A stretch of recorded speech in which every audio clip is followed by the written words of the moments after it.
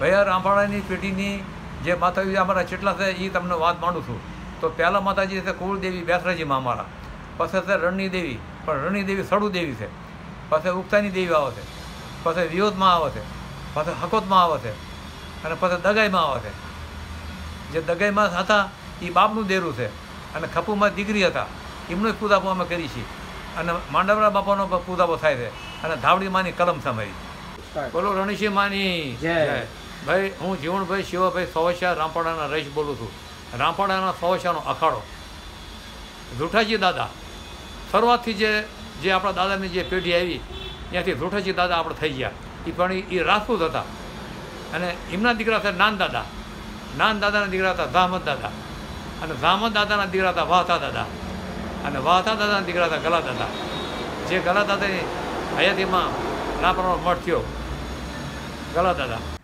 ભાઈ ગલા દાદાના 4 દીકરા થયા, એમાં બધેથી મોટા દીકરા હતા એ અદા દાદા થયા, અને એ રામપાડામાં રહ્યા. અને બીજા નંબરના હતા તે વદા દાદા, એ ખાટડી ગામમાં જ્યાં. અને ત્રીજા નંબરના હતા હદા દાદા, એ પણાવામાં જ્યાં. અને ચોથા નંબરના જે નાના દાદા હતા અર્ધન દાદા, એ મૂળી ગામમાં જ્યાં. ભાઈ અદા દાદાના 4 દીકરા થયા, એમાં બધેથી મોટા દીકરા હતા કાળા દાદા, એના બાદ લાખા દાદા થયા, અને એના બાદ જીવરાજ દાદા થયા, અને એના બાદ પૂના દાદા થયા. આ 4 દીકરા અદા દાદાના થયા.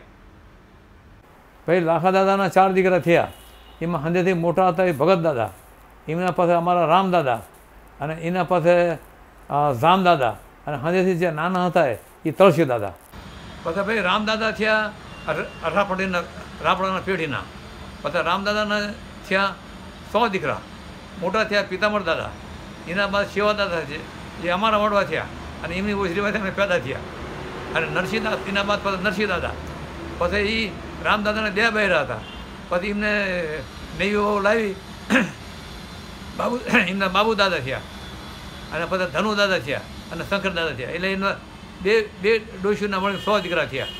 અને પછી એમના જે શિવા દાદા હતા જે અમારા બાપા, એ શિવા દાદાના 9 દીકરા થયા.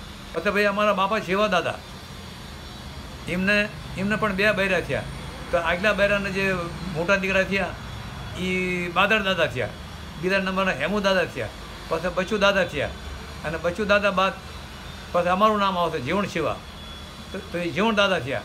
પછી મનુ દાદા થયા, અને પછી કનુ દાદા થયા, અને અશોક દાદા થયા, રાજુ દાદા થયા, ચંદુ દાદા થયા. એ અમારી માનું નામ હતું આશુમાં, અને એ અમે બાવળીના ભાણે થયા. પછી ભાઈ જીવણ દાદાના 4 છોકરા થયા. જે મોટા દીકરાનું નામ છે એ રાજેશ થયા. રાજેશ બાદ ભાઈ સંજય થયા, સંજયના બાદ પછી દીપકભાઈ છે, અને એના બાદ બધે તે નાનો છે શશી. એ 4 દીકરા અમારા જીવણ સેવાના થયા.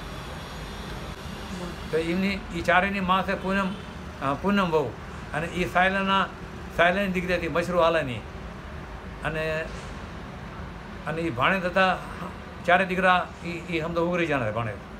પછી ભાઈ આ 4 દીકરામાંથી અમારા જે બીજા નંબરના દીકરા હતા સંજયભાઈ, તો એમને 3 દીકરા અને 1 દીકરી થઈ, અને એ બુટિયાના ભાણેજ હતા. મોટા દીકરાનું નામ છે વિશાલભાઈ, અને બીજા નંબરના ભાઈ છે એ ભાઈનું નામ છે આદિત્યભાઈ, અને બીજા નાના છે જતીનભાઈ, અને એમને 1 દીકરી થઈ રીતિકા દીકરી.